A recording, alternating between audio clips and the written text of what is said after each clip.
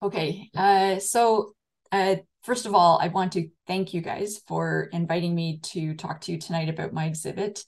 I'm going to really talk about storytelling and thematic exhibiting and different approaches that I've taken with my exhibit to illustrate my thematic story. So I've called it storytelling and thematic exhibiting, and I'm going to be showing examples from my thematic exhibit, which is about blood, focusing mostly on blood donation and blood transfusion, and how I evolved from a thematic collector to become a thematic exhibitor. And this is the last time I showed my exhibit competitively was at the Great American Stamp Show in Cleveland.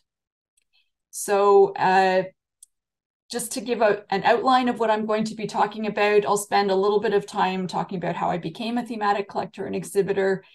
And, you know, my disclaimers are that I'm sure many of you have been thematic collectors and exhibitors much longer than I have. I only started this about maybe just over 10 years ago. So I've had a lot of mentorship from friends who are international thematic exhibitors, and they've helped me a lot. And I've learned a lot over the last 10 years as I've worked on my exhibit. So the things that I'm presenting are things that I've selected for my exhibit. I would love to hear feedback from you at the end about what you think about the things that I've chosen to incorporate into my exhibit. So what I'm going to be focusing on primarily is the different kinds of material that I've chosen for my exhibit, kind of in two broad categories. So the bulk of material are thematically related items, but I've tried to select items that are not just stamps. So, you know, things that are more interesting, postmarks or other markings, postal history, postal stationery, and you'll see the kinds of things that I'll show you. And then I do want to spend a little bit of time talking about incorporation of items that are not necessarily directly related to the theme, but that you can incorporate in a thematic exhibit, either through making literal connections to the material or making connections through analogy. And this is really something that I've just started doing maybe in the last 2 to 3 years, as I've gotten to the point where it's become harder and harder for me to find material that's directly related or thematically related to my story. And so, you know, in order to find better quality or more interesting material, I've had to be a little creative and make some connections through analogy. And I'll show you some examples of those. So just to start with, how did I get into this? How did I pick my theme? I mean, for many years, you know, I've been collecting stamps on and off since I was a kid. And for many years, I was primarily a country collector. So I collected stamps from Canada and a few other countries that I had lived in or had some history with. But I was getting to the point where it was getting harder and harder to find stamps because, you know, modern stamps are hard to find used, and the older stamps were getting a little expensive, the ones that I still needed. So I was looking for kind of a new way to collect, or, you know, just something to refresh my interest in the hobby. And about 10 years ago, I joined a couple of local stamp clubs, and they encouraged me, or I got this sort of idea because I saw what other people were doing, to start a topical or thematic collection. And I decided, because in my day job, so I'm a hematologist by profession. I do research in leukemia. I see patients who have blood disorders. So I thought it would be kind of cool to collect stamps that were related somehow to my professions. And there weren't a lot of stamps on leukemia per se, which is what my research is focused on. But when I looked into it a little bit, I found that there were quite a few stamps related to blood donation and blood transfusion, because it's, you know, it's a topic that's very relevant to every country around the world. I mean, every country needs to have a blood infrastructure for blood donation and blood transfusion. So many countries have issued stamps about blood donation and blood transfusion, and it's, you know, very relevant. when I looked, there were just over about 200 stamp issues. So it was a broad enough topic that it would be fun to collect. And it wasn't such a huge topic like, the Red Cross in general is a really massive topic, and it really is impossible to collect in any kind of complete way. So I thought this was kind of a nice circumscribed topic that I could collect easily. So the first thing I set out to do, which is probably what a lot of people do when they start a topical collection, is to just start looking for the stamps. And so the very first stamp that I was able to identify that's related to blood donation actually came from Hungary. It was part of a set of 4 stamps about the Red Cross. It was issued in 1942. So as you can see, it's a pretty modern topic. And, I started to look for all the stamps. I actually found an article in a medical journal that another hematologist had written, who was also a stamp collector, and he'd written a whole article about all the stamps that he had found related to blood donation and transfusion. So it was very easy for me, it gave me a good head start. But I found as I was searching for these stamps, I was looking on eBay, and I discovered Del Camp at this point. So I found a lot of material on Del Camp. But as I was doing my searches for, blood donation stamps, other kinds of materials started to appear in my searches. So things like postmarks and meters that had slogans that were related. So this is one of my favorite ones from Northern Ireland. I don't know if you can read it, but it says, you can't get blood from a stone, neither can we. So it's the blood service there trying to promote people to donate blood. This was another one that I found from Belgium, which I really liked, basically two characters with blood drops for the main ABO blood types. And then I found pictorial postmarks. This is one from Italy depicting a mobile blood collecting bus. And this is a machine cancel with a blood donation slogan, donate blood to the bank. That was produced after the war from the Allied military government in Trieste. So this kind of material I had never collected before, and I found it quite interesting. So I started to learn and read about it, and I started to collect this kind of material as well. And then I came across things like postal stationery. So this is one from Bulgaria. This is a stationery envelope that has a picture of a woman carrying a sick child. And the text here translates as "citizens become blood donors." And this one was actually used domestically. It's got a military post cancel. So this was an interesting thing that I added to my collection. This is a postal stationery card from Romania. It's part of a set of 6 cards that all have blood donor messages, blood donation messages. This particular one says, "Giving blood is an act of high patriotism." So I was starting to collect material that had some interesting angles that, related to the whole topic of blood donation and blood transfusion. But, I could start to see that there were some interesting story threads that were coming up that I could start to coalesce my collection around. Also, I found lots of advertising. So as you are all probably familiar with all of these, so the Belgian Poeblebels, there's many, many different ads on these, and the income from the ads was used for social services. This particular one is promoting blood donation through the Red Cross of Belgium. This is an echo card from Japan. So in this case, the advertising actually subsidized the face values. These were sold usually for 5 yen less than the face value. And this particular one shows a donor hooked up to a pheresis machine. So he's either donating plasma or platelets. And then this one is an advertising tab from France that actually is promoting a product called beer for treatment of anemias. So even though this isn't directly related to blood donation and transfusion, it's a related aspect of the topic, talking about anemias and treatment for anemias, of course, which we know that blood donation, or that donated blood is often used to treat people with anemia. So I started to collect all this material, and eventually the local club that I had joined, which is a very active exhibiting club, convinced me to put together an exhibit. And that was the first time I'd ever put together an exhibit. So that was 2014, I think, was my first exhibit. I did 2 frames just for the local club show, and then 3 frames the following year for a national show.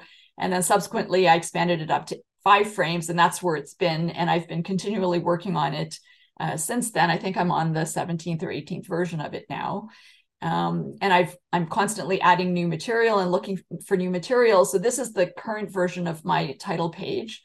So the scope, the exhibit focuses on the history of blood. It doesn't dwell too much on the history of blood, but talks a little bit about the history of blood symbolism in religion, in society, but then focuses really primarily on the development of transfusion medicine as a science and how we developed blood services and recruit blood donors and how we collect the blood and all the things that blood is used for. So on the sort of preview part of the page, I have this cover, which is addressed to a leech importer. So leeches were imported into England by the millions in the 19th century and used for bloodletting, which was kind of an old treatment that, they thought they were sort of restoring balance in the times of Hippocrates, but then later on it was kind of used as a treatment for anything because, there were a lot of diseases that they didn't know how to treat. So they just did bloodletting. And we'll get back to that later on in my talk as well, but then focuses on the blood donation aspects and blood transfusion. So here is my plan. And you can see as you read, so the main chapter headings are in red and the subchapter headings are in bolded in black here. But as you read through the plan, it also kind of tells you a story as well. So it goes from a brief history of blood, the medical properties of blood, how they understood them early on, then the development of transfusion medicine with understanding of blood groups, how wartime needs led to advancements in transfusion medicine, and then after the war, the establishment of civilian blood donor services, and then how we maintain our blood supply, so how we recruit donors, the actual process of collecting blood, so how we screen donors and actually collect the blood and then test the blood, and then of course how we use the blood, so all the different indications that we use blood products for, and a short conclusion or epilogue. So this is the kind of overall structure of my exhibit. I don't have time to go through every page or talk about everything in my exhibit, but what I would like to do is kind of talk about how I approach selecting material for it, and then just give you some examples of the different kinds of things that I have. So, this is distilled from many years. When I started out making my first thematic exhibit at 2 frames, I don't think I really understood what I was doing, but I've had a lot of help and mentorship from, as I said, other exhibitors who have helped me to understand what thematic exhibiting and the rules of thematic exhibiting. And for me, I think the easiest way to distill it is really, in a thematic exhibit, you are telling a story. So really the rules of thematic exhibiting are really the kind of rules of how an author would tell a good story, right? So you need to have a title and a plan, so a chapter layout, basically, that defines the scope of your story and provides the outline of your story. The story has to have a good development, right? How does the story unfold? You're going to be exploring different storylines, and they should all progress logically from the beginning of the story through the middle, and then you should have a good conclusion to the story. And then how treatment really is, how does the story, or how is your story illustrated, right? So we're all telling a non-philatelic story that is illustrated by philatelic material. And so all of the thematic text should be illustrated with a philatelic item, and every philatelic item that you have on your page should be connected in some way to thematic text. So all of the items should be advancing the story, and all of the main details should be illustrated without a lot of repetition. And then overall this, you should have a wide variety of philatelic elements, not only, the different types of philatelic elements, but also where they are from, so different areas of the world, and a wide range of material in terms of the age of the material. So not only modern material, but also older material, including pre-philatelic material. And for a modern theme like mine, blood donation, where the first stamp was issued in 1942, it can be challenging to incorporate older material into the exhibit. And so that's where you kind of have to use some creativity to look for ways to incorporate things that may not at first have any relation to your theme. But, you know, if you're skillful in laying out your thematic text and the philatelic description, you can show how items might be connected, and then you can use them to advance your story. So, you know, the advantage that thematic exhibitors have, and I've adapted this from a slide that Jonas Hallström has used in his talks previously, but thematic exhibitors have the advantage that they can draw on all the branches of philately. So they can use items of postal history and traditional philately and postal stationery, all of this to support their story. And really, you know, you can find a huge variety of things, and you can use anything as long as you can make a connection between your story and some postal aspect of the item that you have selected, right? So it has to be something that was initiated by, produced by, or approved by a postal administration or postal service. And that's how you have to connect, make the connection to your thematic story. And like I said, in a lot of cases, the thematic connection may be direct or obvious. You know, I would say the bulk of the material in my exhibit is something that's directly thematic related to the story. But you can also be creative and come up with sort of unexpected connections. And that way you can also incorporate material that you might not expect to see, you know, in my case, in an exhibit about blood. But then when you look at it, you go, okay, I understand the connection there. So thinking outside the box, looking for more unusual items or interesting items. You can also take new approaches to illustrate a familiar detail. So, you know, try and do something that nobody else has done if there are other exhibits that are on a similar theme, or try and find new thematic concepts or details that nobody else has talked about before. And that means that, you know, you have to research your topic and really understand your topic. And in that way, I have a bit of an advantage because my topic is related to what I do in my profession, but I still had to research my topic and learn about the social history of blood donation and blood transfusion, and you know, the sort of religious history and other history of blood, none of which I learned in medical school. So I learned a lot of things about blood, even about transfusion medicine that I hadn't learned in medical school. So you know, and through these kinds of approaches, you can get points for creativity and innovation.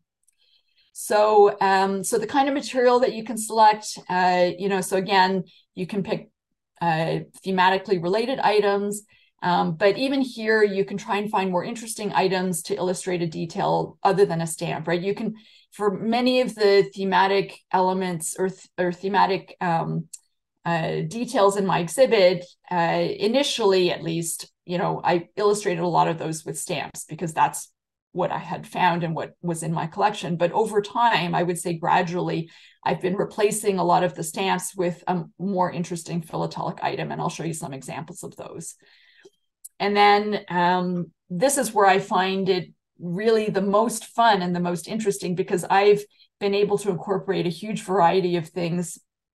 And when I research them, I'm learning about some little corner of philately that has nothing to do with my theme, but I'm able to, you know, to research it, you know, even if it's just superficially. So certainly not a deep expert in a lot of areas, but I've been able to kind of learn about a lot of different areas and make connections to my story, either a literal connection with something that's printed on the item, or a connection through analogy. And that's what I'll spend a little bit of time talking about at the end as well. And I'd like to get some feedback about it, because I'm actually in the process of writing an article for the American Philatelist on storytelling and thematic exhibiting. And I do want to talk about this idea of using analogy to incorporate interesting items. And actually making the slides for this talk has helped me to coalesce some of my ideas. So I'd be interested to hear your feedback about it too. Okay, so let's see some examples from the first group here. So I'm just going to, I mean, these are not in any particular order. I'm just going to pick some different storylines from my exhibit where I can kind of show you some interesting things that I have found for it.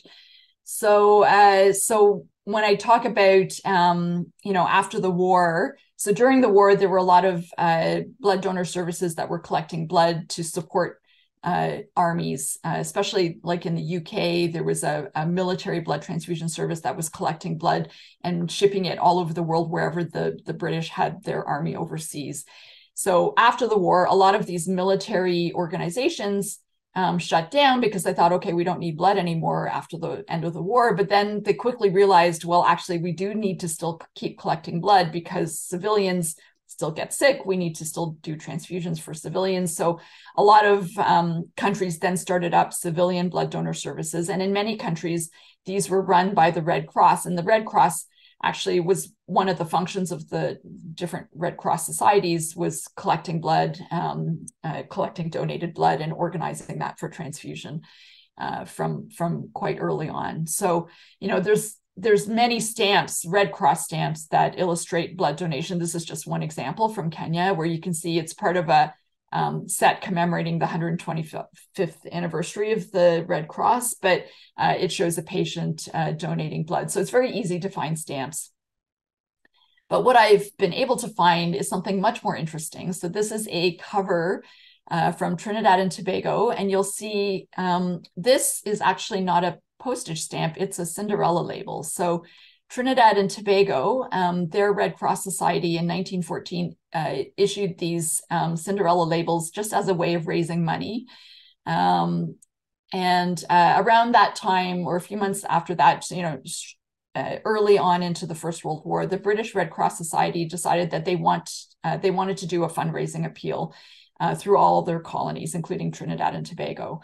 And so the plan was to send out an appeal letter to like estate owners and plantation owners and try and raise money that way. So the governor of Trinidad and Tobago asked the Postmaster General if the Red Cross could send these out for free. And so the postmaster agreed, but before he could instruct the post offices on how to deal with the free franking, the Red Cross Society took 900 letters to the main post office in Port of Spain. And all of these envelopes had a charity label on them. So this was not a postage stamp. But what the Postmaster General ordered was that the post office should cancel these labels so that when the covers got to the outlying post offices, they wouldn't be taxed, because he hadn't set up the after this day, the way that the Red Cross got free franking was that some executive at the Red Cross had to just sign the covers. And so that wasn't organized yet. So these labels were then allowed to act as postage for one day only for a single mailing of about 900 letters. And so if you can find, these are dated, I think it's September 14th, September 18, 1914. And they're postmarked. And after this, the instructions were to sign, and the labels were not supposed to be postmarked. So I was actually able to find this letter. It actually has the insert, so I actually have the original appeal letter. And this was sent. It was actually returned to the Red Cross, and you can see when it was returned, it was redirected. And the Mrs. Phillips was one of the Red Cross. I think she was the treasurer. I can't remember exactly. And it was sent out again. But, so this is just a really interesting example of a piece of postal history that I can use to illustrate this thematic detail of a National Red Cross Society rather than just using a stamp. So it's just a really interesting little philatelic anecdote that I can add to my exhibit. Here's another idea. So blood donors are good Samaritans, right? They're charitable people. They come to the aid of a stranger in need by donating blood. And so, here's a nice stamp from Spain that kind of illustrates that idea that, you're basically helping a stranger in need. But I was able to find a much more interesting item. So this here is a postcard that was mailed from the Bon Samaritain post office. So this was an Ottoman post office that was located at the Good Samaritan Inn that was on the road between Jerusalem and Jericho, and it operated between 1903 to 1914. And a lot of pilgrims that were, traveling that road would stop at the inn, and they would buy a postcard, and they would get a lot of CTOs. This one is actually mailed to England. It's the correct rate. It's got these bilingual cancels, Bon Samaritain, and the same in Arabic. And I only show the front on my exhibit, but the back is really interesting. It's a picture of the Dead Sea. And the person has written here that I'm writing this at the Good Samaritan Inn on the way back to Jerusalem. They talk a little bit about how they floated in the Dead Sea. So, so this is just a much more interesting piece of postal history with a marking that I can use to illustrate the Good Samaritan rather than just a stamp. Here's one from an item that I found from Canada, actually. And this I wasn't looking for it directly, but it came up in a price list that a dealer posted in his weekly mail out. So I snapped this one up. So I talk about during World War I, that was really when scientific advancements were made that allowed blood to be to prevent blood from clotting after it was collected, so that they could actually collect blood ahead of time and store it. And this allowed them to treat wounded soldiers much more rapidly, especially if there were a ton of soldiers coming in and there was like a rush condition at these sort of casualty clearing stations. And so, I talk about the use of blood to treat wounded soldiers. And so, it's not too difficult to find a stamp that illustrates somebody who's injured and being treated with a blood transfusion. This one's from Algeria. But what I was able to get, and this is from the First World War, so this is a cover from 1918 that was mailed to a Canadian soldier serving overseas in France, Private Anderson. And it was mailed on May 22nd. But Private Anderson was wounded on May the 7th. He survived. But he was treated and then transferred to a convalescent depot on June 4th. And so this letter, when it arrived at the field post office, there was an auxiliary marking wounded applied. The marking of the field post office is on the back. And then they redirected the letter in blue pencil here to the 15th Convalescent Depot, where he was currently recovering. So it's a nice piece of postal history with this wounded marking, which is actually quite scarce on a piece of Canadian postal history. So that's kind of nice too, from my point of view, anyway. This is one of my favorite things. So when you talk about blood, early on I talk about religious symbolism of blood and mythology of blood. So of course you have to talk about vampires, because vampires feed on blood. So, again, lots of stamps. Here's a couple of stamps from Ireland showing Bram Stoker and the Legend of Dracula, and of course, vampire bats, which feed on the blood of animals. But there's a very interesting constant plate variety in Canada, which is on the 3-cent small queen. So millions and millions of 3-cent small queens were printed because that was the domestic letter rate for a long time. But at some point, someone dropped something on the plate and it made a couple of marks in the neck of the queen that look exactly like a vampire bite. So I was able to get this very nice stamp you can see there's a couple of marks here. They're triangular marks here that look like a vampire bite. So this is how I made my page. This is one of the early versions of my page. I talk about vampires and the Legend of Dracula, and I have a lot of stamps on here. And I do have this really interesting constant plate variety, but it gets a little bit lost on the page. I mean, after all, it is just a stamp, and it's hard to kind of draw attention to it among all the other stamps. So I did a bit of research into it, and there's a guy in Canada who has a fantastic website on all the different constant plate varieties in the various large queens and small queens.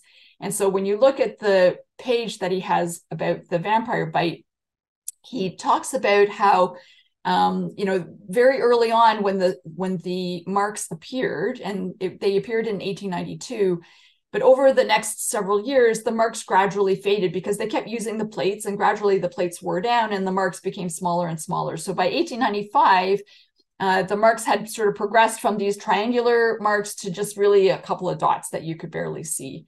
So I thought, okay, here's an opportunity. I could maybe try to find examples of the vampire bite from each year that it was, generated, and make a little philatelic study, right? So in a thematic exhibit, you can have a philatelic study, which is a brief, in-depth philatelic analysis. And you should try and sort of incorporate it logically into the storyline as well, so it doesn't kind of interrupt the flow of your story. So over a couple of years, I was able to, I sort of reached out to different collectors, and one dealer helped me as well. And I was able to find a really nice So here's the first one that I had from 1892, which was the first year the bite appeared.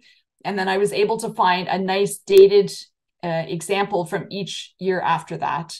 And this is just a blow up of the way that the mark appears on each of these stamps. So you can see it's a really nice study, you know, and a lot of these stamps were canceled without like a circular date cancel. So you couldn't actually date them by the postmark. So these are, you know, it's just really nice to have 4 that actually have dated cancels. And you can see this really lovely progression. And, you know, and I was very lucky that the cancels didn't sort of obscure the marks.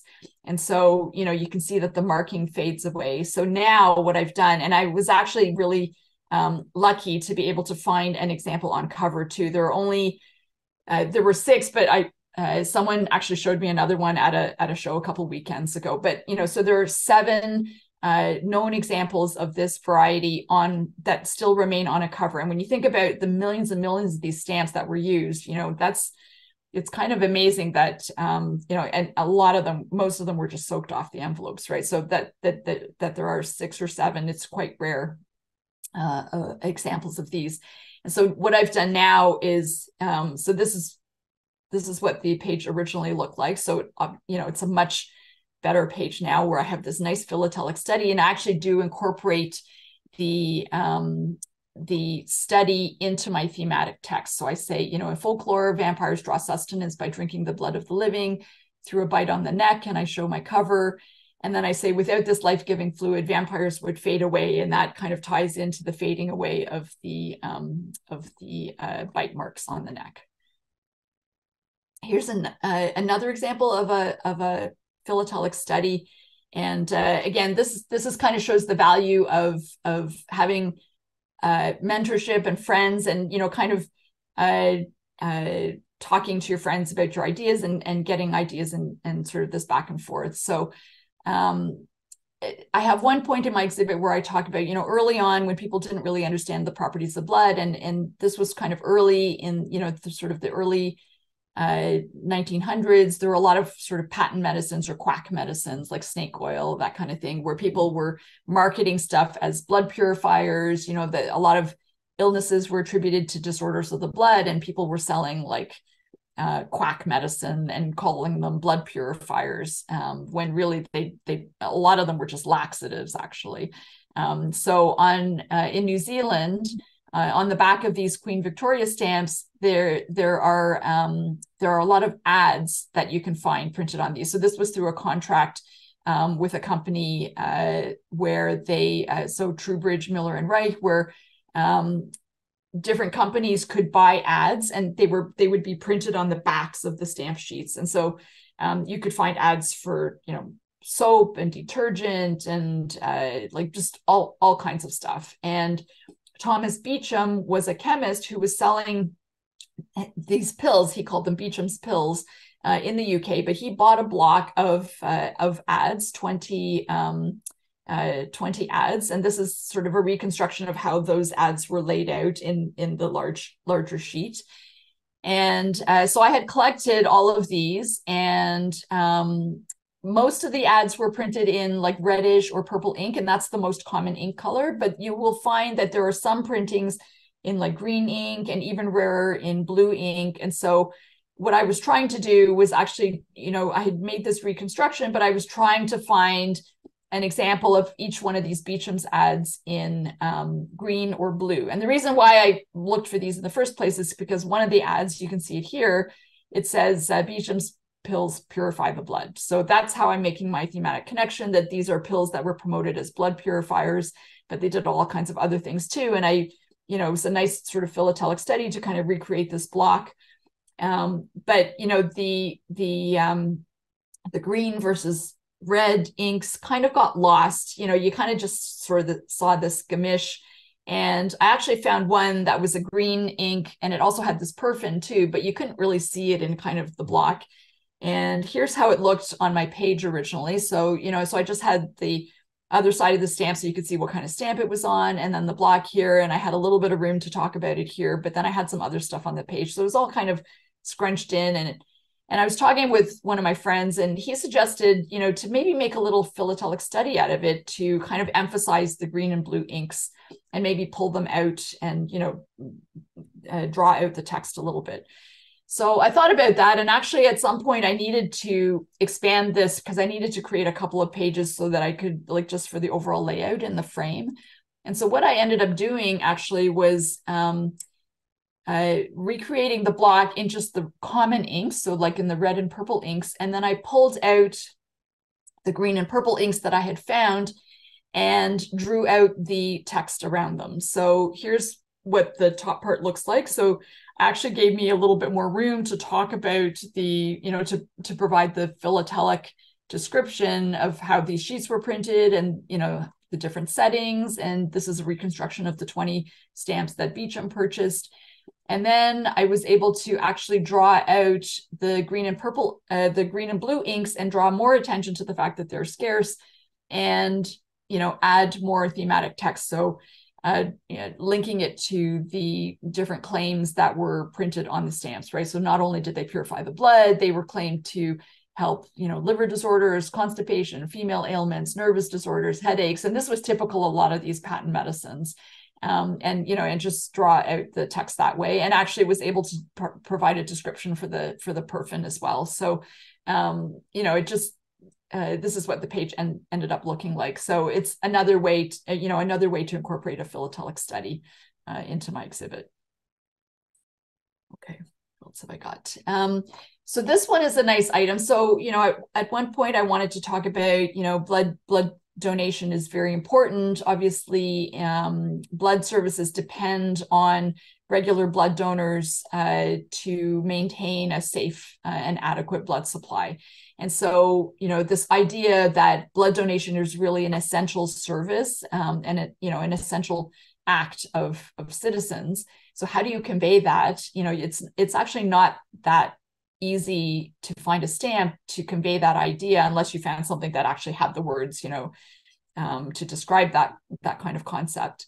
But what I was able to find was a blood donor card. So, in this is from the UK, but you can find them in other countries as well. But in the UK, they're actually printed to private orders. So it's okay to use them in a thematic exhibit. But this is basically a card from the National Blood Transfusion Service that was mailed to a blood donor to remind them that they were going to give blood at this clinic, right? And the times of the clinic.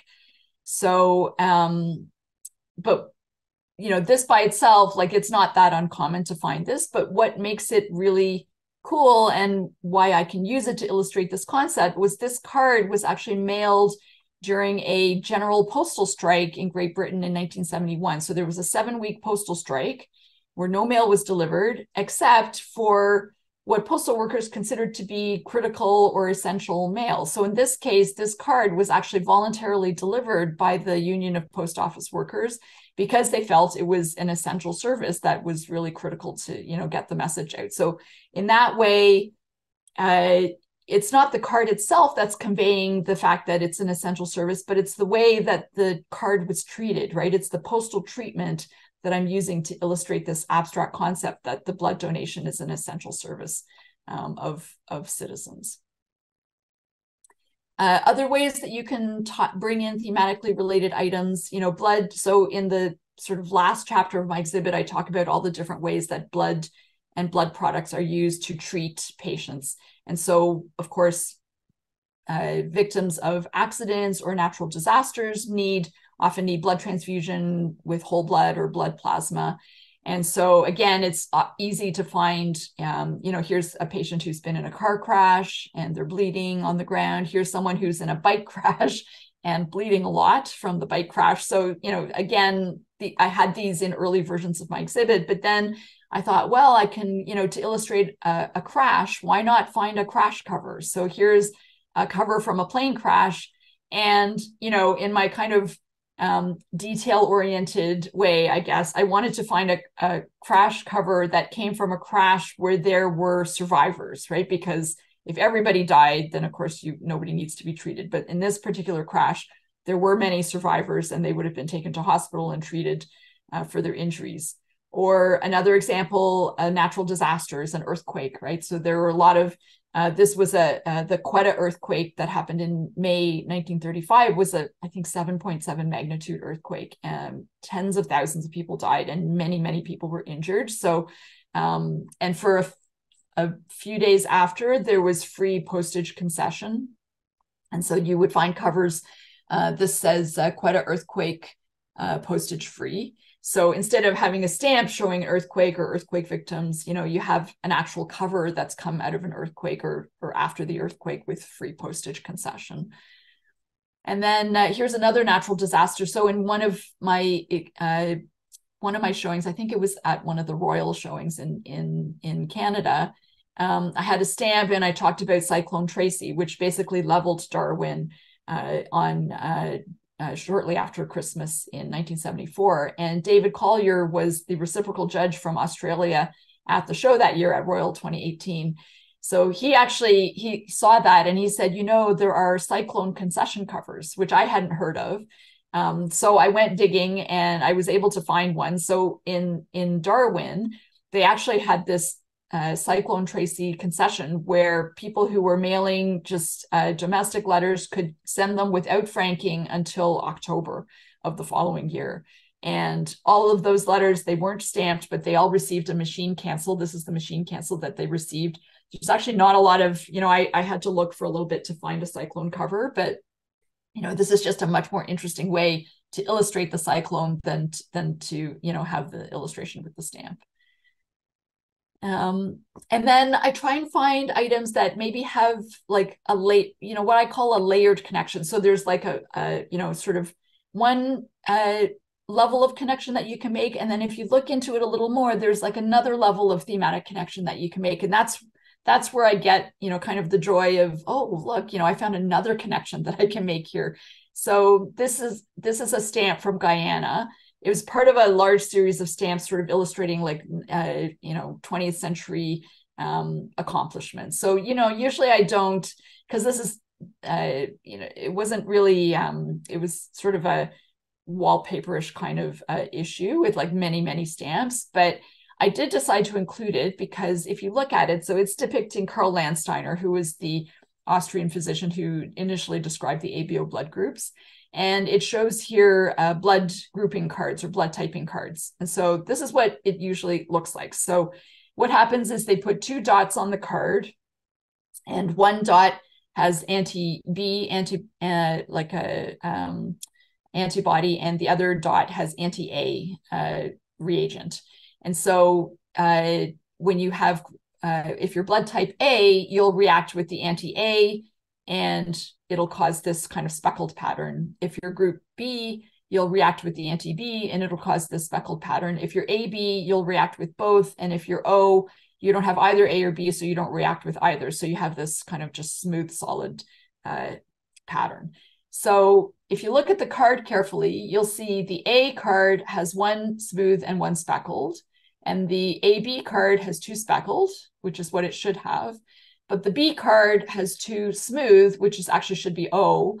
And the O card has 1 speckled and 1 smooth. So they've mixed up the labeling for the O and the B blood typing cards. So, you only would understand this if you kind of had a blood background and if you looked at the stamp really closely. But it allows me to then say, here's a design error, and I can connect it to a thematic text that, when we're blood typing for blood transfusions, you have to be really careful to avoid errors in blood typing, because then you can give somebody incompatible blood and that can cause a serious or even fatal transfusion reaction, right? So it's just, not only is it showing typing cards, but then I can add this detail that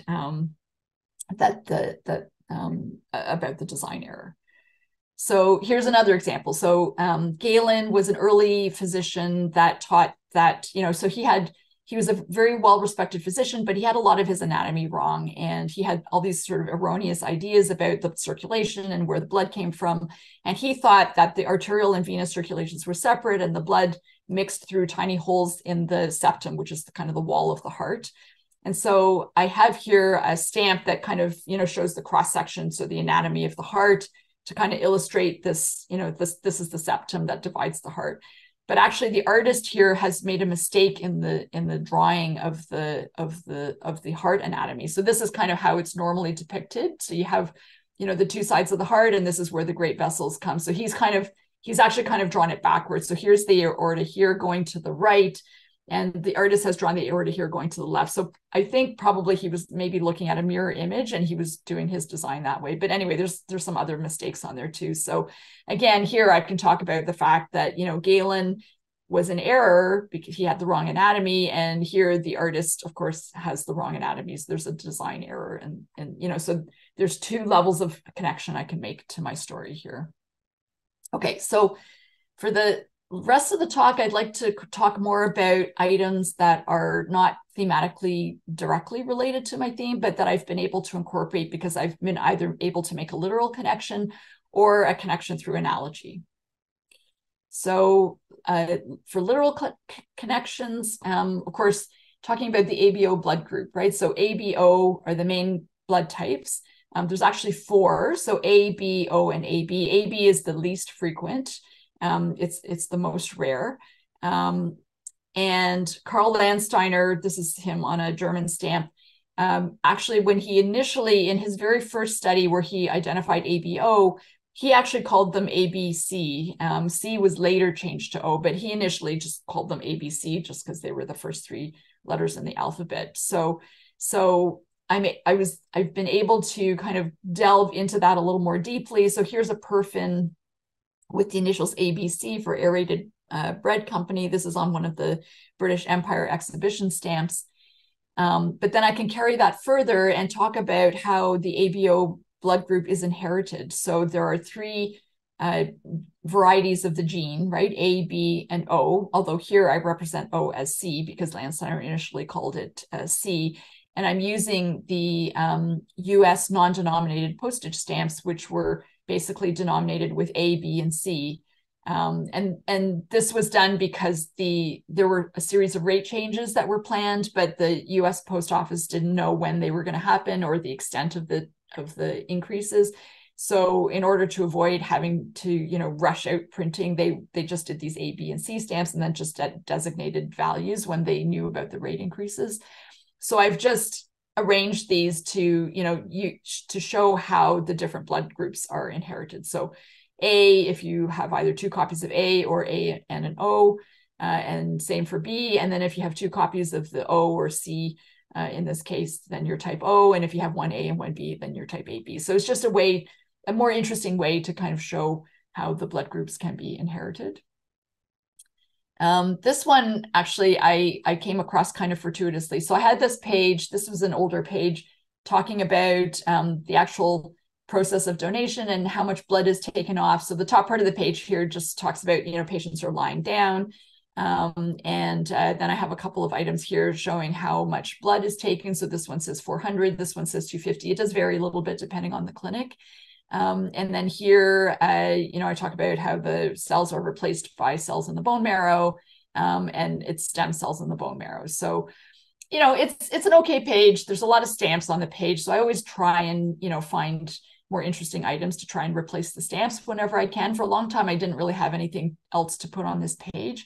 But then at some point I thought, well, let's see if I can find something more interesting to kind of illustrate this idea about how much blood is donated. So, people in Canada, we collect about 450 milliliters, or which is about a tenth of your blood volume. So your total blood volume is about 5 liters. And so we're collecting about, 450 milliliters. So one day on Del Camp, I just put in 10% to see what would pop up. And what I found was these Belgium stamps with a minus 10% overprint. So I didn't know anything about this. So I actually had researched this a little bit. So what happened after the Second World War was that Belgium's economy was struggling. They'd been occupied and they were really trying to get back on their feet. And so what the government did was they reduced the costs of everything by 10%. To increase spending power. And that included postage rates. But instead of reprinting all the stamps at the new rates, they had the postmasters just apply minus 10% overprints on all the stock that they had on hand. And every postmaster did it a little bit differently. So it's actually, you have to be a little careful if you just buy the stamps with the minus 10%, because there are a lot of forgeries. But what I set out to do was to find a cover with the minus 10% that was sent at the correct rate that I could add into my page. And so I found this one. It's got the registered rate, and it's got these really nice bold minus 10% overprints. And so this is what my page looks like now. So I kept the machine cancel and the echo card, and I got rid of a lot of the stamps up here. So it's a much nicer looking page, and it's got this really interesting item that, if you just passed it, you would not think it had anything to do with blood, but it illustrates quite nicely this idea that a blood donation reduces your blood volume by about 10%. Here's another one. I got this idea from Lawrence Fisher. I think he's given you a talk about his exhibit on the Jewish homeland, and he showed an example of one of these in his exhibit as well. So these are typographical cancels where newspapers early on in France, they were mailed out with stamps, but to save time, they would apply stamps to blank newsprint and then just print off the newspaper. And so the printing would actually serve to cancel the stamp, and they wouldn't have to go and cancel the stamp separately. So in this case, the H from the word dépêche is canceling the stamp. So dépêche means dispatch.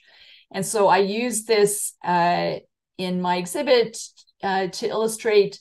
So there's a little story where during the First World War, they figured out how to collect blood ahead of time and store it, and so that they could use it rapidly to treat wounded soldiers. But then after the First World War, so in between the First and Second World War, British surgeons kind of didn't trust stored blood. And so they went back to doing direct transfusion. So what they would do is whenever a patient at the hospital needed a blood transfusion, they had panels of registered donors that they knew their blood type. And whenever they needed a blood donor, they would send a messenger, dispatch a messenger to collect one of these registered donors to bring them to the hospital to donate blood. And so that's what I say in my exhibit, that a messenger would be dispatched to bring a suitable registered donor to the hospital. And so I use this to illustrate that concept of dispatching a messenger. And just want to make the note that, there's a lot of text on this newspaper, but really you should only be making the thematic connection to the text that's actually canceling the stamp, because that's the text that's actually serving a postal function. And all the other text on there is actually just privately printed. Okay. And then I think, the last example I'm going to show about literal connections is this penny black. So everyone, I think likes to have a penny black because it's the first adhesive postage stamp. It's nice to incorporate one into your exhibit if possible. So for me, it's actually not that difficult, because Queen Victoria was a carrier for hemophilia, which is a bleeding disorder. So it was called the royal disease because she transmitted it through her granddaughters into a couple of royal families, namely Spain and Russia, so kind of spread the disease throughout Europe through her descendants. And maybe indirectly contributed to the Spanish Civil War and the Russian Revolution because of what happened around, the boys that had hemophilia. So maybe 10 or 15 years ago, they discovered the bodies of some of the Russian royal family and were able to actually get the DNA and figured out the actual gene mutation that caused hemophilia in the royal family. So it was a mutation in the gene for factor IX, and it was a change in the genetic code from an A to a G. And so I was, have this penny black that shows Queen Victoria, who's the first carrier of hemophilia in the royal family, and the check letters at the bottom here are A and G. So it allows me not only to say, Queen Victoria was a carrier, but this was the mutation that that caused hemophilia in the royal family. So that's one of the nice items I have in my exhibit that I like. Okay, and then the last little bit, I'm going to talk about making thematic connections through analogy. So an analogy is a literary device that authors used to make a point, right? So they make a comparison and between two things or two concepts that have similarities in order to make a point about the first, about the thing that they're comparing something to. So in other words, if you say finding my car keys is like finding a needle in a haystack. So you want to say something about finding your car keys. You want to say finding your car keys is really hard. It's a difficult task. And so you compare that to finding a needle in a haystack, which you intuitively understand is a very difficult task. And so that's how you convey the idea that finding your car keys is a really difficult task, right? You're making this analogy in order to make a point about finding your car keys. So in my exhibit, I actually have an analogy as part of my story. So the analogy is that the very first blood bank, right? So it was a facility that was established to store donated blood so that it could be taken out as needed. But then, of course, in order to keep an adequate supply, you had to make deposits into the bank, into the storage facility as well. So it was really analogous to a financial bank, right? You're a savings bank where you're drawing out savings, but you have to replenish the savings. And so initially he was going to call it like a blood preservation facility or something, but his daughter suggested, why not call it a blood bank? Because it's similar to a financial bank, right? So I actually make this analogy in my actual, in my story. And I was able to find this banking cover. So this is actually from Tasmania.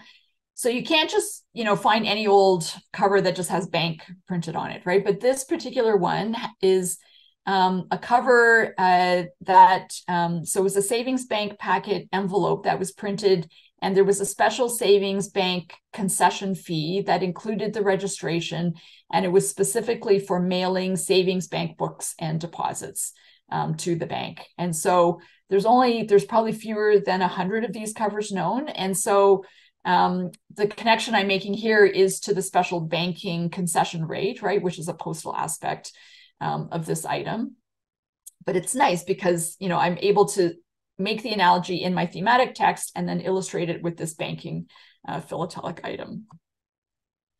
But I think, other than that, you can also in a thematic exhibit illustrate thematic concepts by making an analogy to a philatelic concept. So in other words, by comparing a thematic point to either a type of postal service or postal treatment, you can make a philatelic analogy and thereby bring in, interesting and unusual philatelic items to illustrate a thematic concept.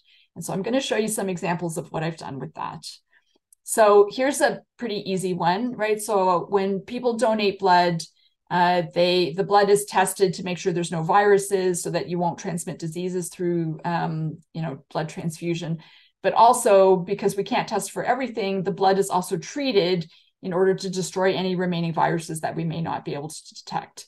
So by analogy, I have a disinfected cover, right? So there's lots of different examples of disinfected cover. I just selected this one. It's an 1842 cover. It's got a nice seal. I researched, where it was disinfected so I can provide a little bit of philatelic information. But basically, the cover was treated to destroy infectious agents. So I'm using that as an analogy to illustrate the fact that blood is treated to destroy infectious viruses, right? So that's kind of an easy example of an analogy. Here's another one. So I talk about when you lose oxygen, right? So one of the important functions of blood, obviously, is to deliver oxygen to all of your tissues, including all your vital organs. So when you lose oxygen delivery to your heart, you have a heart attack. To your brain, you have a stroke, and so then you need an ambulance, right? Call an ambulance. So, of course, lots of stamps depict ambulances, but in the philatelic world, there are crashes that happen where the covers are burned so badly that they're too fragile now to travel through the postal system to be delivered ultimately. So often they're put inside another cover, which is called an ambulance cover, right? So the idea that an ambulance cover is being used to protect and deliver something that's been damaged is a philatelic analogy for this thematic idea that I want to convey.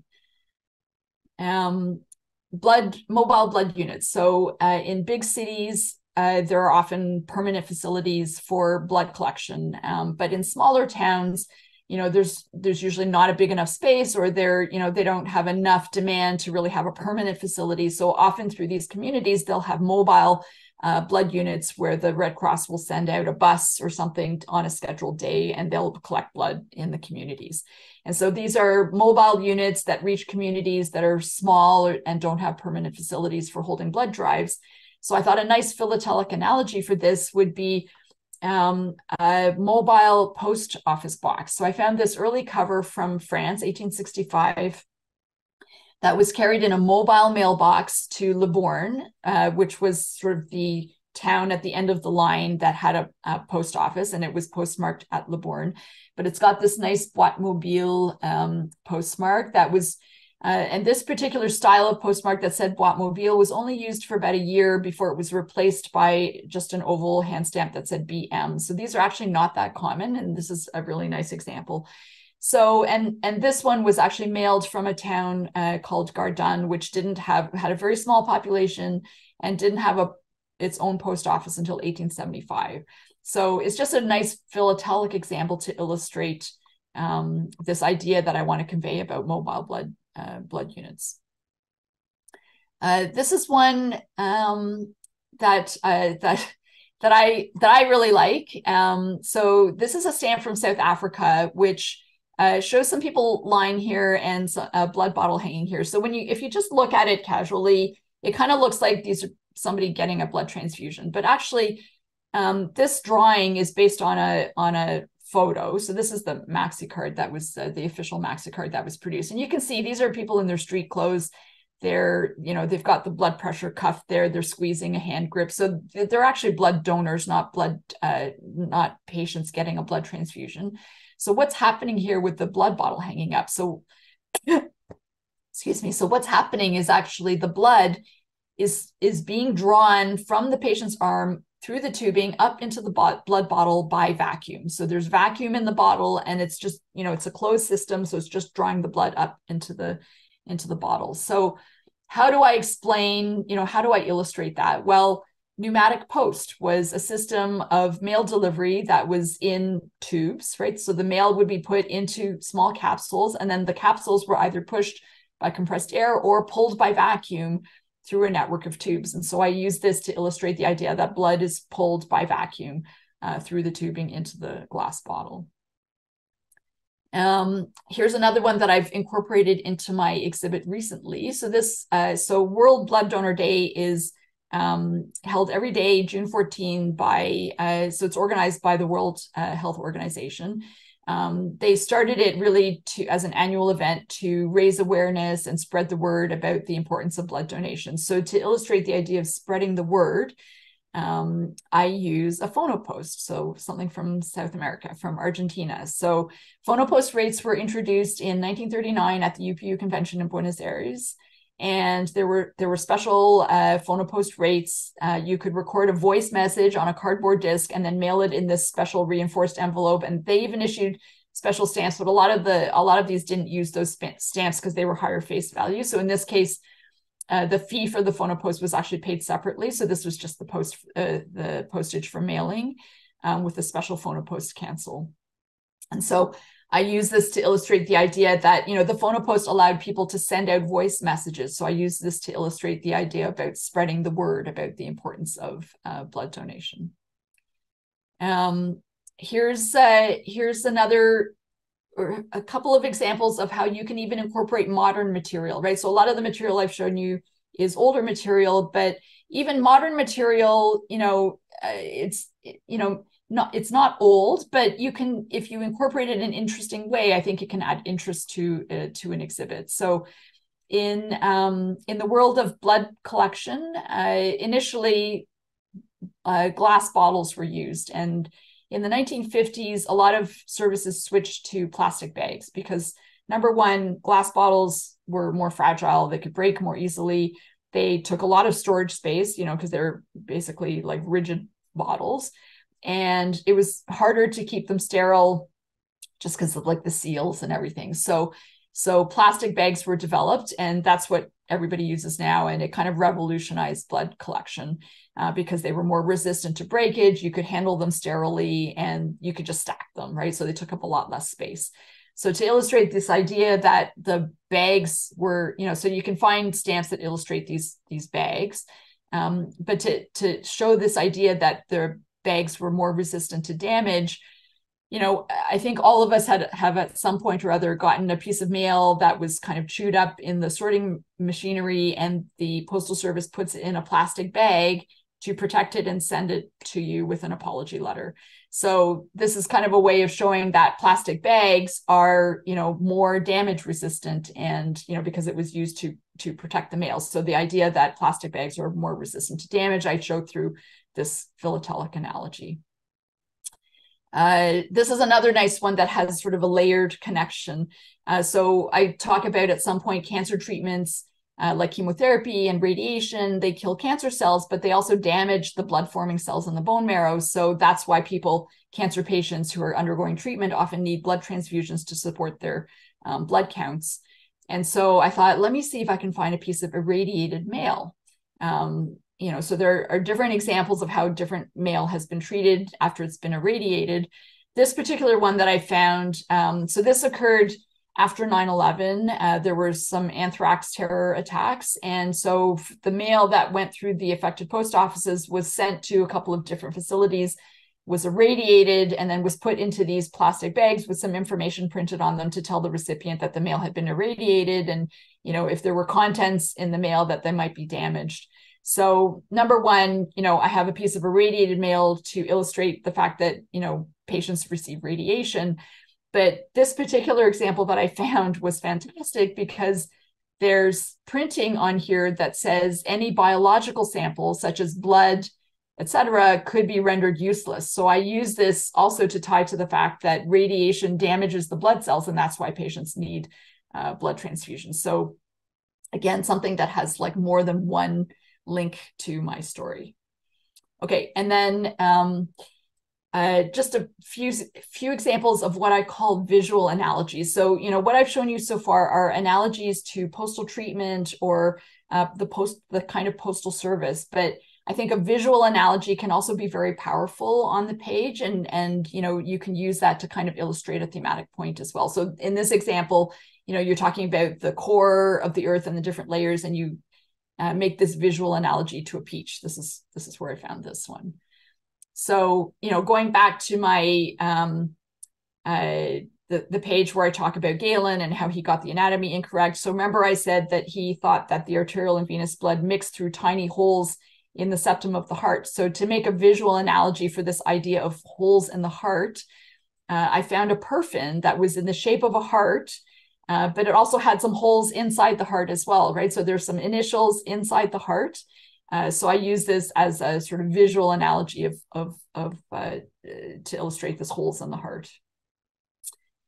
This one I really love, and I have to give credit to Eva Moritzen. So she has this beautiful exhibit in the open class about a Danish king and a ménage à trois.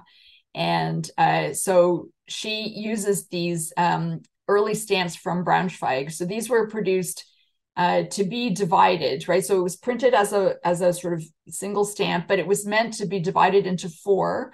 And each quarter was used to pay the local delivery fee. But you could use larger multiples to pay higher fees. So in my exhibit, I talk about, when you go to donate blood, the blood is actually separated into 4 components. So the red blood cells, the platelets, the plasma, and then the white blood cells. And the white blood cells are thrown out, but the red cells, the platelets, and the plasma, those 3 are used for different indications to treat patients. And so, so I talk about blood is separated into 4 components. It's a really nice visual analogy to show this stamp being divided into 4 quarters. And then 3 out of the 4 components are used to treat patients. So I actually found a cover that uses 3 quarters of the stamp to pay, and I was able to find that it does pay the correct fee and provide that in the philatelic description. So, dividing into 4 parts and then using 3 out of the 4 parts. So it's a nice visual analogy here. This one I've added more recently. So going back to hemophilia, hemophilia is a bleeding disorder where you're missing a clotting factor, so that your blood, when you have a cut, so even a small cut, people can bleed really profusely because their blood isn't able to clot and form a seal. So a philatelic analogy to that is, of course, a wax seal, right? And you can't use just any old letter. Lots of letters have wax seals, but there was a case where the UPU actually required the use of wax seals and described exactly how they were to be applied.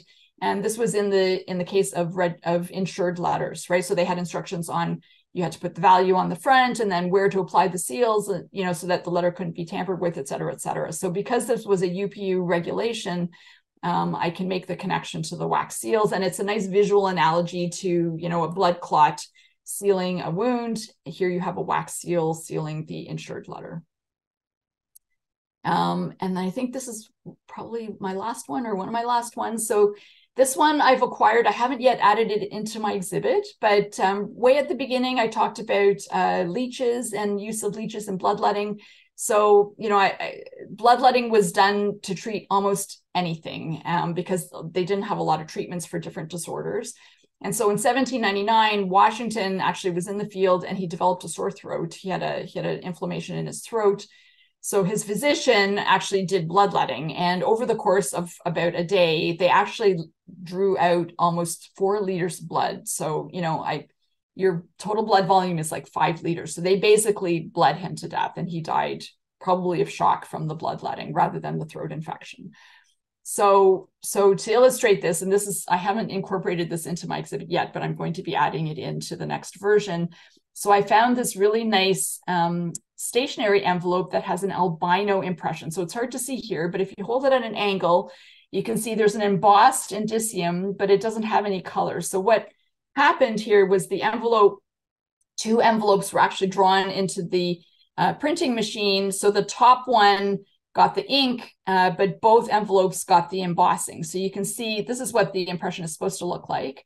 So you can see the embossing, but there's no color. And so somebody's actually used this. It's not that difficult to find these unused, but to find a used one is uncommon. And this one was inspected by the post office worker and said it was okay. And so it was mailed. It's the correct rate. And it's Washington. So I can use this as a visual analogy to say that Washington was drained of blood because he was drained of color here. Okay, so that's it. So thanks a lot for listening. So just, I think in summary, I'll just say that, thematic exhibiting is telling a story, really try and look for interesting and unusual items to illustrate details beyond stamps. And if you can think outside the box to make these sort of unusual or unexpected connections, like through analogy, then it's a way to incorporate older and better material, especially for a modern theme like mine, which is blood donation and blood transfusion. So thank you very much for listening. And I'm happy to, and I'd love to hear your feedback and happy to answer any questions. Thank you very much, Jean, for this excellent presentation.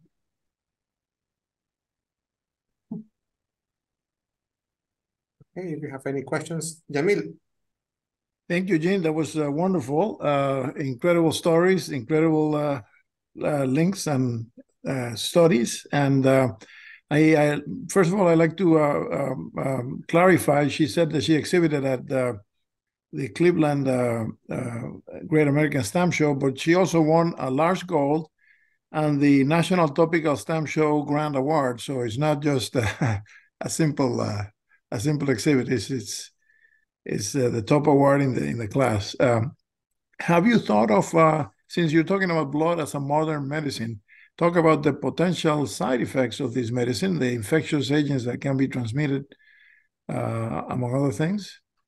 Yeah, so I'm thinking about how to expand my exhibit. So I showed it at IBRA in May. That was the first time I showed it at an FIP exhibition. And I got a large vermeil, so I can now expand it up to 8 frames. So I have to think about the different ways that I can expand the exhibit. So there is another, so there's a fellow in England, Peter Weir, who has a 8-frame exhibit about blood and blood donation. And he does spend, he has a chapter about the circulation, and he has a chapter about the infectious diseases that are spread through blood. So, so that is one direction I could go in, but I kind of want to think about, try and make my exhibit distinct from his and really find a way to, I really like to focus on blood donation and blood transfusion and the blood itself. So I'm trying to think of other ways to, because I do think I have to add some storylines because I'm not going to be able to find enough material just, with the story that I have, but maybe focus on the normal properties of blood. I don't have too much about that at the beginning of my exhibit. So what are some of the normal functions of blood? A lot of electrolytes are dissolved in blood, hormones, vitamins, blood pressure. So I don't know. I'm just starting to think about that and thinking about ways to expand. But yeah, there's different directions I can go in. Great. Thank you. Rafael? Awesome presentation. I just love the analogies. That's the part I enjoy the most. Is just how you get something and just, relate it to something else. That was awesome. I had a question actually that maybe a little bit off, but is how do they purify the blood to get rid of viruses and stuff like that? Where you put UV or what?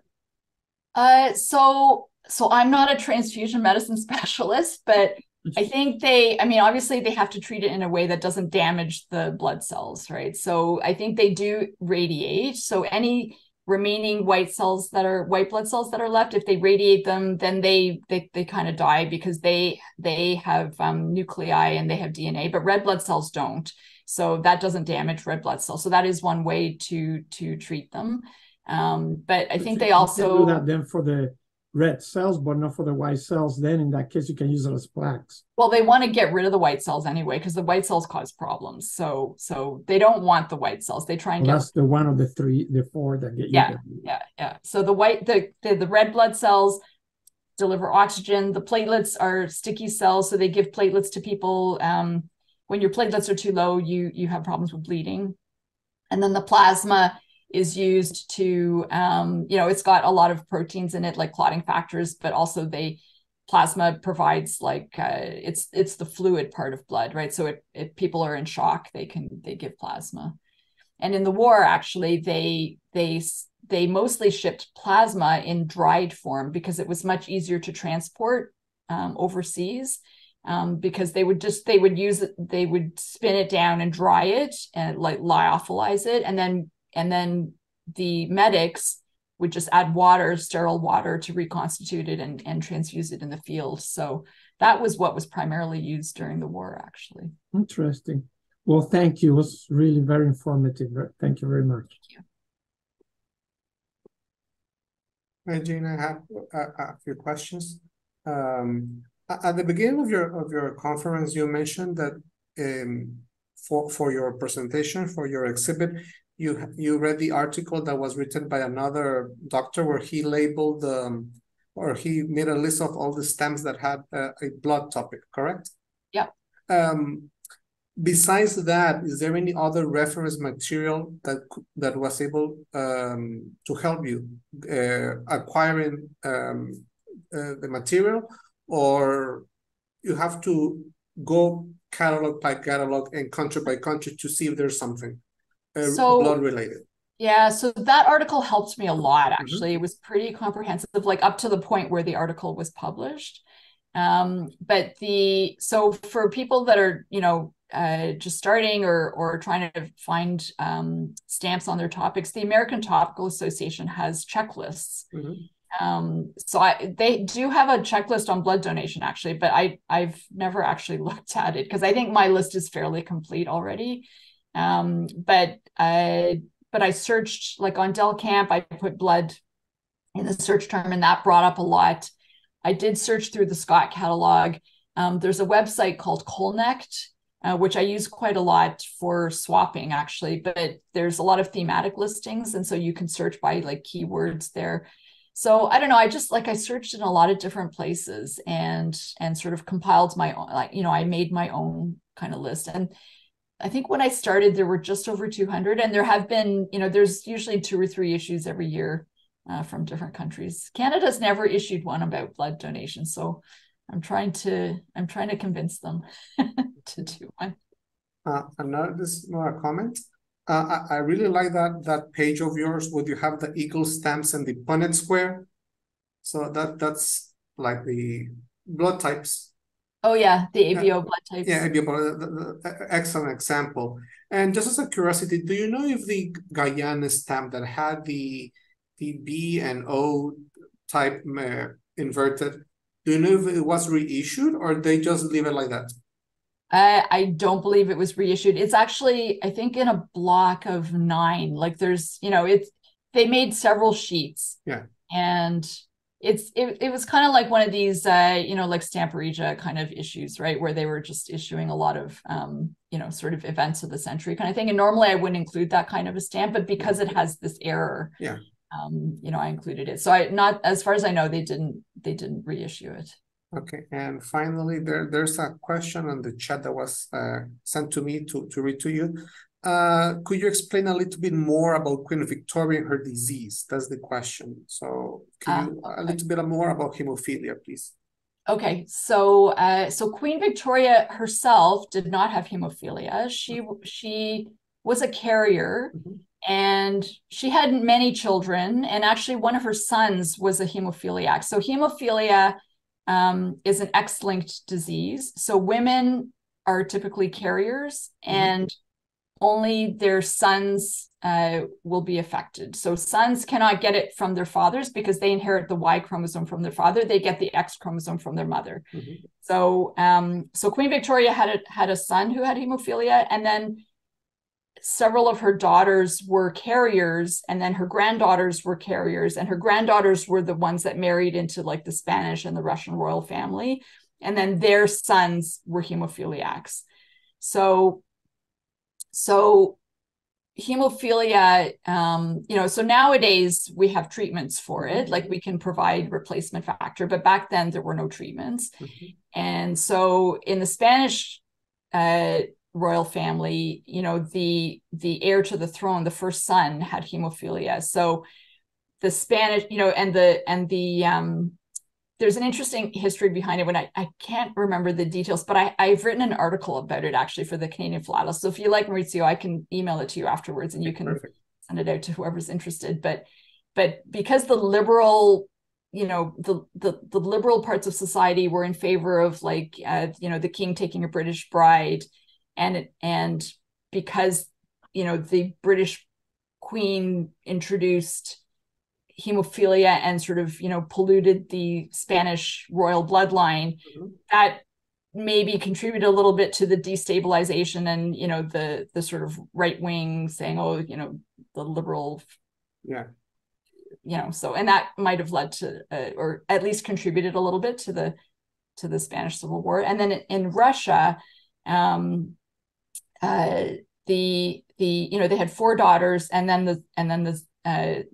the Alexander, I think, the little boy was the 5th child, and he was the heir, but he had hemophilia. So his mother, the queen, or the Larina, the empress, she brought in Rasputin, who was this like mystic healer, and they hid the hemophilia from the people, and so he was, that people didn't like the fact that Rasputin seemed to have a lot of influence over the royal family and whatever. So that probably also contributed a little bit to the Russian Revolution too, and and their military losses and everything. So I mean, it's complicated, right?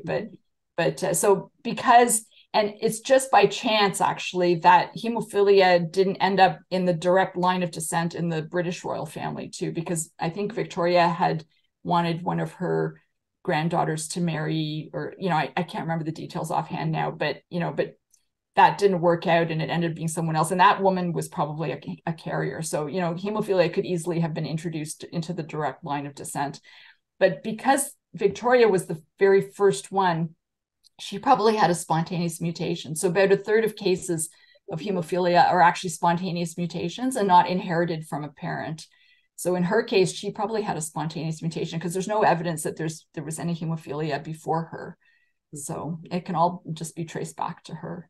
Okay. So, she was the grandmother of Europe, right? Like a lot of her descendants are in the various royal families, and hemophilia has gradually, has died out, right? So however it happened, it didn't end up in the direct bloodlines except for Spain and Russia. And look what happened. Look what happened there. Yeah. Okay. Thanks. Yamil.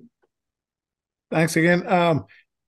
Since your focus is in the therapeutic use of blood, and one thing to consider is blood products, sometimes derived from animals, the anti-sera from rabbits and horses, that is infrequently used to treat autoimmune conditions, is something to pursue. Mm-hmm. And I don't know if you were aware, but Ken Martin from the APS had a platelet donation, a platelet exhibit. He's a big-time platelet donor, and I haven't seen it in many years, but I thought he has a blood donation exhibit. Oh, so it's not just platelets. Yeah. Okay. Yeah, no, it's blood. I don't think there's enough philatelic material platelets. Yeah, but I have seen his, because I think I was at one show and some exhibits didn't come, so he threw up his exhibits in the frames to fill the frames. So I actually saw his exhibit. Yeah, other things, I don't know, the IVIG, which for the longest time was derived from the Swiss Army donors, Yeah. No, I talk a little bit about like rabies vaccine, the Rh immune globulin,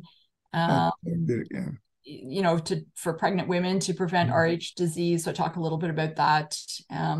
Yeah, I mean, some of these things, like it's just hard to find the philatelic material, right? Like when you get to the really technical stuff. So, but next week I'm talking to you guys about the Canadian Medical Groundbreakers. So there's a couple of stamps there. Like one of the stamps is actually the guy who led the clinical trials on the Rh immune globulin in Canada. So I'll talk about that a little bit. And one of the other stamps is a stem cell researchers, and that was on the page where I showed the minus 10% and the cells being regenerated from the bone marrow. So I don't think I've, in the philatelic description, I don't think because I proposed those stamps to Canada Post, but I haven't put, proposed by me in the exhibit. Nice, thank you.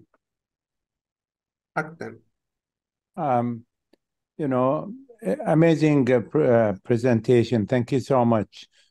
The blood also, just to give you some ideas, the Romans have used blood in the construction, and they use it as a material to allow cementitious material to become more workable. Mm-hmm. So that's one of the uses of the blood in the construction material. Currently also, there is ideas to put the blood in concrete, and because it contains oxygen, it would produce a lighter concrete. Of course, at lower quantities, there is people did research to include blood in the construction material. So, I mean, you may want to look at stamps with construction materials or with the Romans, where they use these as an admixtures. Just some ideas for you. Okay, thank you. I have one part in my exhibit, because bone meal and blood was used as fertilizer, because there's a lot of nitrogen in blood. It's a very rich in nutrients. And so I actually have a New Zealand telegram with advertisements printed on it, and one of them is for bone and bone meal and blood meal and bones or something. I can't remember the wording now, but advertised as fertilizer. So. Yes, but the oxygen can make it lighter in the concrete. It makes it a lighter concrete, the oxygen from the blood. Great. Thank you.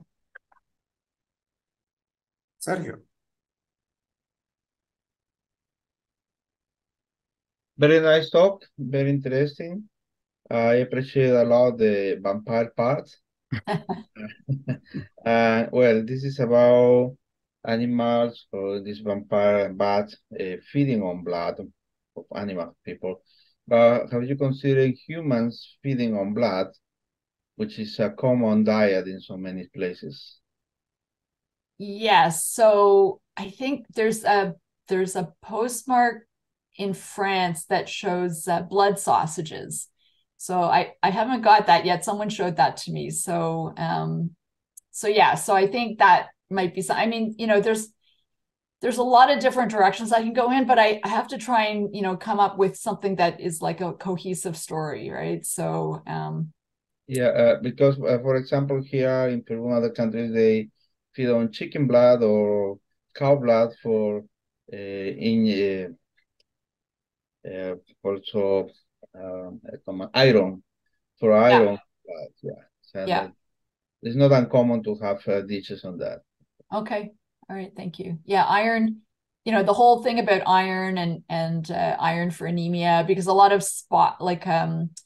mineral waters, right, were very rich in iron, and they were good for your health. People didn't really, I think, understand why. And they just found that these spas, these natural springs, were good for their health. But when you look at them, a lot of them were actually rich in iron. And that's probably why it helped a lot of people. So. Okay, great talk. Thank you. Thank you. All right, Jean, I'm going to throw an idea at you. Okay. First, I'm going to say, everybody, Jean inspired me to start donating blood with her exhibit, and I invite everyone to become blood donors if you are eligible. But Jean, I'm going to throw an idea at you, which comes with blood donation. Maybe you could tie it with the bloodletting part, is the PFAS, forever chemicals that accumulate in the blood. In the last year or so, there have been some studies that suggest that donating blood removes some of the PFAS because you're removing your blood. And having those forever chemicals is very much a modern contamination and a modern illness. So PFAS is like from plastics, or? Things like Teflon, some of the foams that are used in firefighting, they are carcinogenic and they cause cancer, and they are bioaccumulative. So they come in your body and your body never gets rid of it. It just stays in your blood. But if you are getting rid of the blood, you're getting rid of the carcinogens. Yeah. So bloodletting, like I mentioned, was used to treat almost everything, right? Like from nose, sore throat to whatever. They used to, before people had their legs amputated. So this is how crazy it was. When someone was going to have their leg amputated for whatever reason, they would first remove a volume of blood that they thought was equal to the blood that was in that leg before they would amputate the leg, right? In order so that everything would be in balance. But actually, so they used to do bloodletting for everything. But nowadays, we actually still do bloodletting for certain diseases. So I'm a hematologist. I actually order bloodletting for some of my patients because there's a genetic disease where you mishandle iron and you end up absorbing too much iron. And so over decades of your life, you can accumulate too much iron and it can damage the liver. It's very common in like Northern Europe, Scandinavia, so much less common in the South for whatever reason. And the easiest way to remove iron from somebody is to remove blood because there's a lot of iron in red blood cells. And so for patients that have this genetic condition, it's called hemochromatosis. We just prescribe, bloodletting basically. So we do a lot of it at the beginning to get the iron levels down. And then once they're down to a good level, then they can just donate blood a few times a year to keep the iron levels down. And then there's a couple other diseases that, there's a type of blood cancer where the bone marrow makes too many red blood cells and that makes the blood too thick and it increases your risk of having blood clots like strokes and things like that. So we treat that by removing blood and bringing the blood level back down to a more normal level. So it's interesting that you still, we still do bloodletting, but just for a few select things. Well, the idea I had is that these chemicals, they're contamination in your blood. And you're removing the blood to remove the contamination. Mm-hmm. I don't know if this is exhibitable, but the idea that this reminds me of is if you've got something like mold in your stamps, you need to excise that out of your collection so you don't contaminate the rest of it. Yeah, probably. I don't know not, that is exhibitable. That's not really a postal aspect, right? Getting rust or mold. I'm trying. Oh. But, like these analogies, I mean, I showed you a whole bunch, but, it's taken me, I've probably only started incorporating those into my exhibit in the last 2-3 years, maybe, as I've sort of run out of more directly related items. I've started to try and think more outside the box, and you know, I certainly don't have a huge philatelic knowledge, so I try, and when I listen to talks about other things, often I'll get an inspiration, you know, just by learning about some new aspect of philately. I'm always listening to talks and kind of thinking, is there a way I can incorporate that into my exhibit? So I have found a few things that way, just unexpectedly. Okay, any other question or comment for Jean? I don't see any hands up right now. So in that case, Jean, thank you very much. Thank you again for this excellent presentation. Thank you. Thank you for inviting me. You're welcome. And yeah, and I'll see you guys next week too. Yes. I'll talk about my, so I'm on the Citizen Stamp Advisory Committee for Canada Post. And so I'm going to talk about an issue of stamps that I proposed the idea to Canada Post, and then I helped them with the design. It's a set of 5 stamps of Canadian medical groundbreakers. Okay. Y el día de mañana.